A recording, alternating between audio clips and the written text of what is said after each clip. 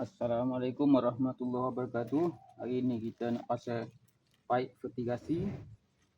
Ni pump lama ni. Ni masalah dia punya apa ni, PVC lama patah dari ni. Okey. Dia patah. PVC patah dari ni. Jadi cara kita nak buka dia tak ada.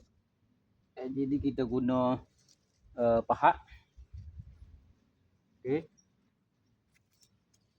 Guna pahat. Ini apik G. Tutup sikit. Dia ada masuk. Jadi lepas tu kita apik dia dengan apik G. Okey. Lepas tu kita pusing. Okey, kita pusing.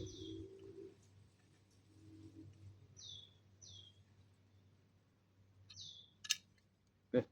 Cabut dah. Okey. Boleh pasal pipe. Cabut dah. Okey. Kita guna apa alat yang ada di bengkel kita. Ni apik G, ni pahat. Okey. Sekian, terima kasih.